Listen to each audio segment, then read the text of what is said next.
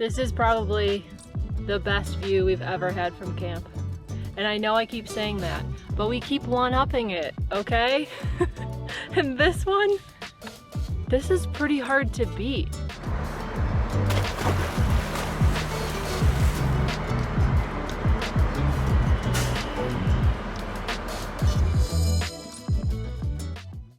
We're camped at a spot right outside Arches National Park, and with the binoculars, you can see the entire park. You can see some of the major arches in the main part, but then you can also see Delicate Arch over here, which is definitely the most famous arch in the entire national park.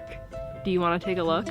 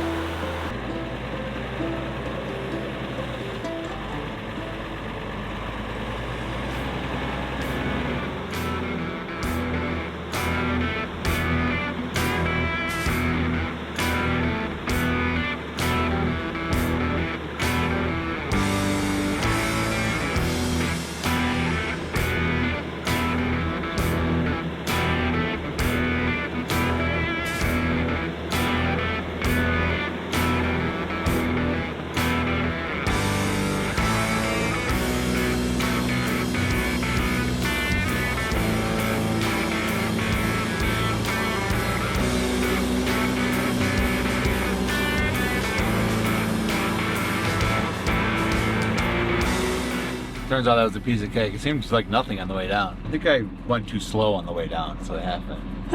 I don't know. That felt way worse when we went up it. The way down was a piece of cake. That was nothing. Yeah, you should have really just sent it right off the edge.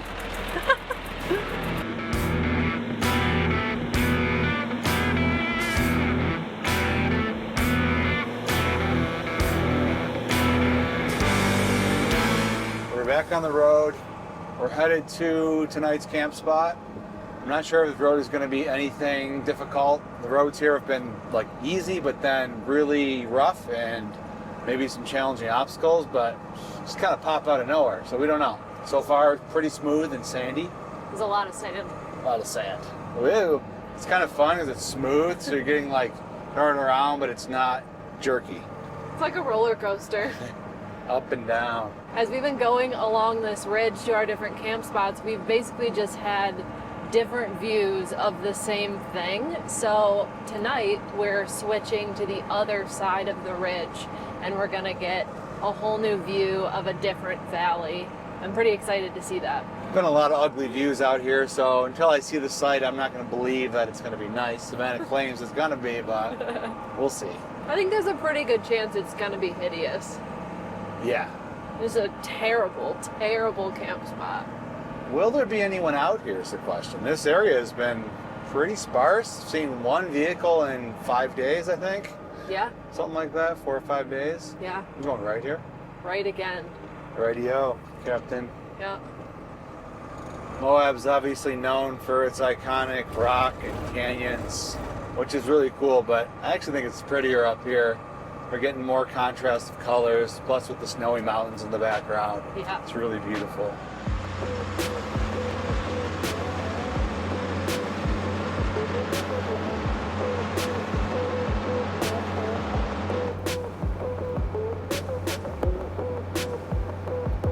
We seem to have found ourselves in a little forest here.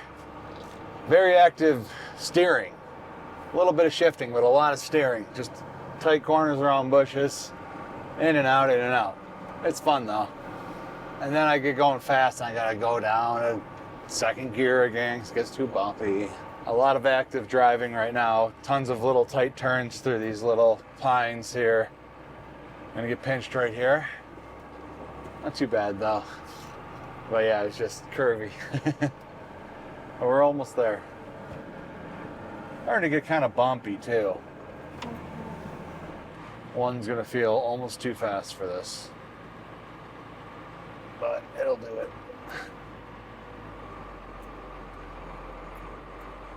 This is kind of steep and rocky. This is pretty much on the edge of first gear. Oh, I almost had to go to four-wheel there because I slipped.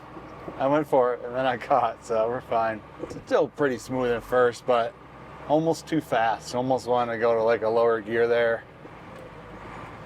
This road hasn't really dictated that so far, so I'm not going to switch over to working gears unless it gets like more of that.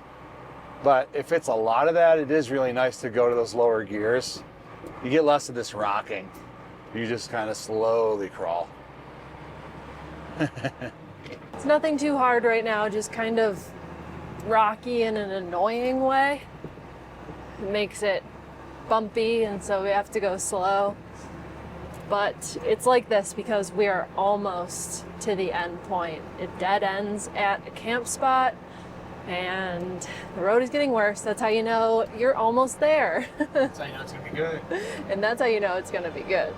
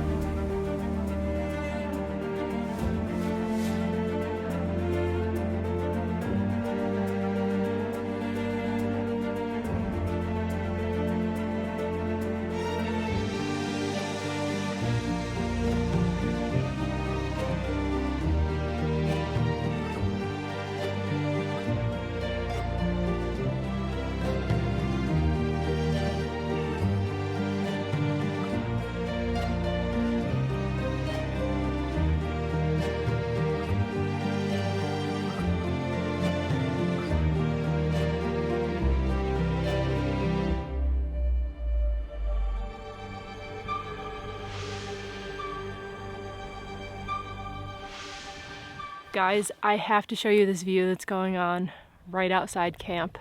You saw from the footage when we were driving in that we are on the edge of a cliff, an even bigger cliff than we were on at the last camp spot.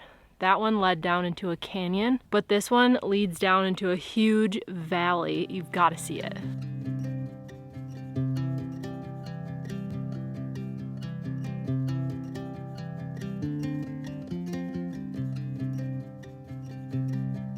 This is probably the best view we've ever had from camp. And I know I keep saying that, but we keep one-upping it, okay? And this one, this is pretty hard to beat. You can see for miles and miles in all directions of some of the most iconic rock formations in Moab. This has to be the best camp spot we've ever been at. I swear. We'll never one-up it either. We'll get to the next camp spot and I'll be like, this is the best spot we've ever been at. I mean, it's a good problem to have, right? Big puffy clouds today too. It's just perfect.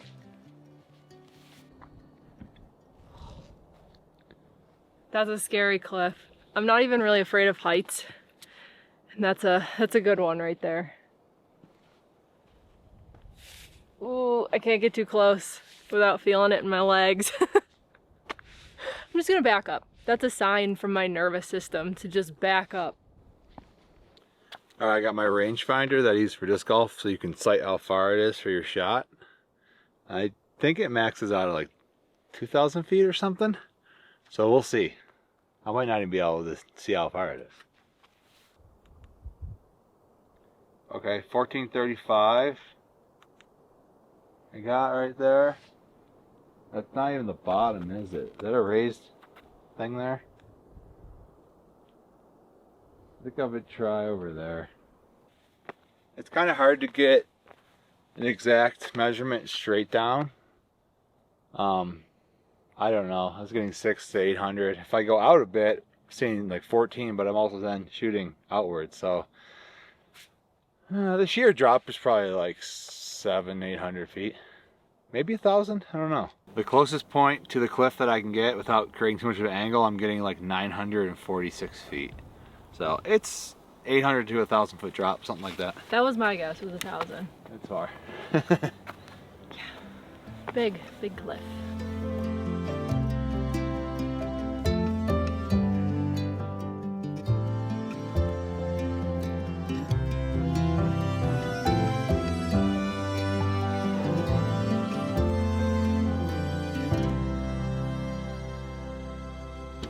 How high is the kitchen gonna be for me this time? Seems reasonable.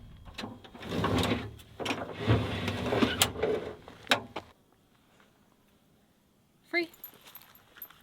Good boy. Good job, buddy.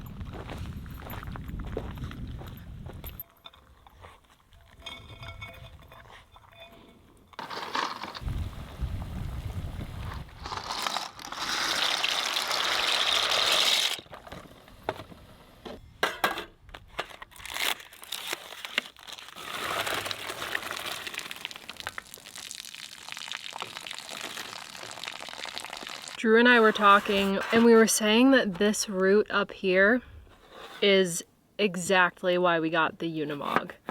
This is a really good example. We've had some of the best camp spots that we've ever had in our 9 years on the road, right here. Moab is an incredibly busy place this time of year, and we've seen one other car the entire drive. Over this entire plateau, for the last week, we've seen one other vehicle. So in a really busy place, we can find solitude, we can find beauty, incredible views, which is what we really enjoy, trying to find that perfect camp spot. I don't think a lot of people come up here, and if they do, they're in vehicles that are not as equipped for staying at a campsite as we are. We have our entire house. The Unimog can do those obstacles with all of our belongings on its back, which is just, it's really mind-blowing what this truck is capable of. So we can do difficult roads, and then once we get there, we can set up camp and stay and enjoy ourselves. And that's why the Unimog is just the best. We're out here to move slow and soak in the places that we're going. We're just so happy that we decided to go with the Unimog. It's the perfect mixture of all the things that we care about.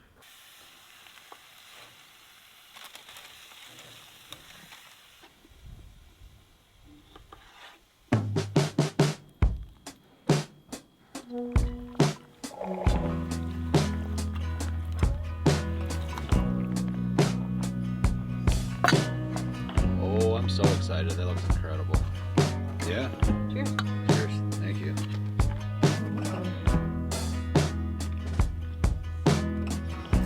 Oh wow. That sauce is really awesome. So it looks a little healthy. Drop camera.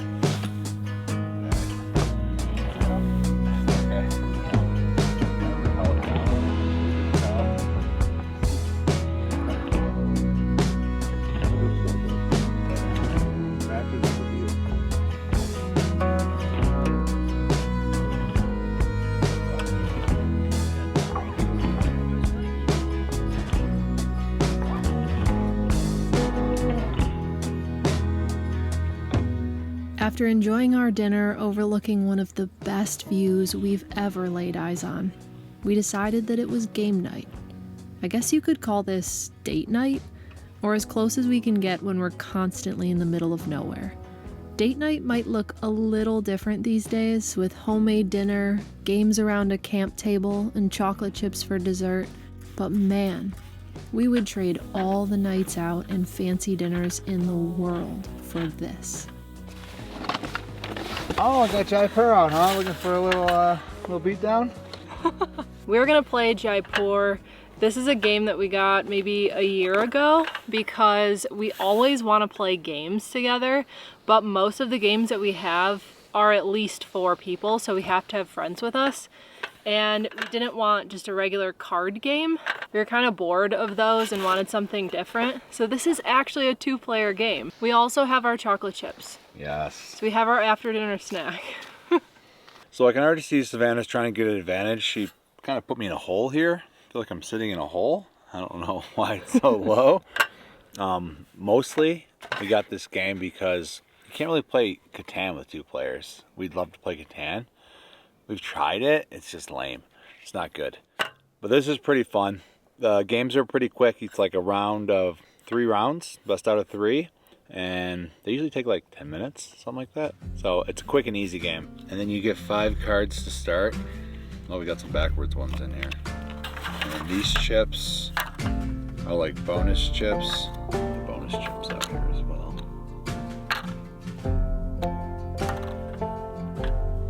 I'm eating chocolate chips right now. You're not do that. You're not really helping at all. You're trying to collect multiples of the resources, and then you can choose to cash them in. So with the gold and the silver and the ruby, it has to be. Okay. Oh no! Come on. Okay. All camels again. Oh my gosh! Mostly. You take them. I guess I'm gonna take all the camels again. You have so many camels.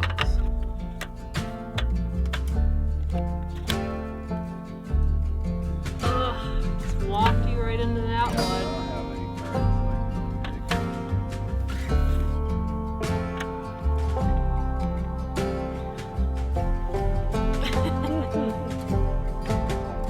Eventually, the sun was sinking low and Drew was tired of me beating him in Jaipur.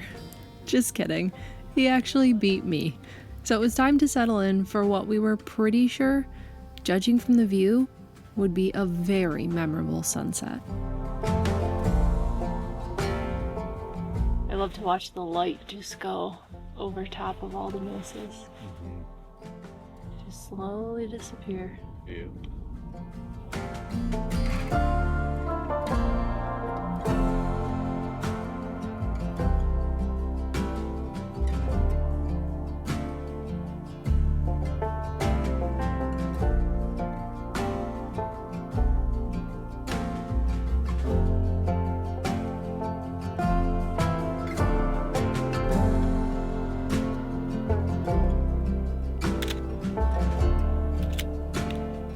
That was a good one.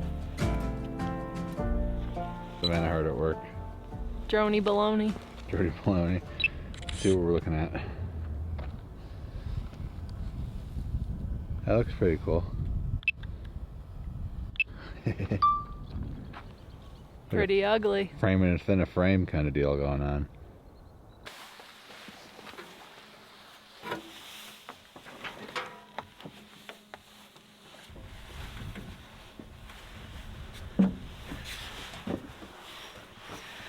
The best sunset view. Oh wow. Whoa.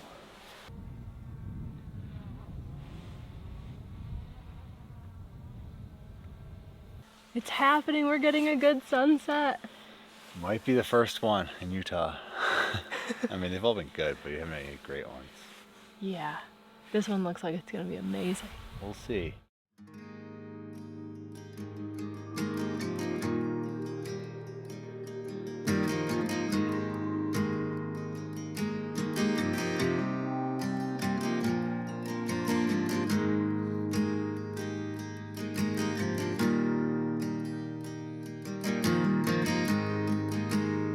This is amazing.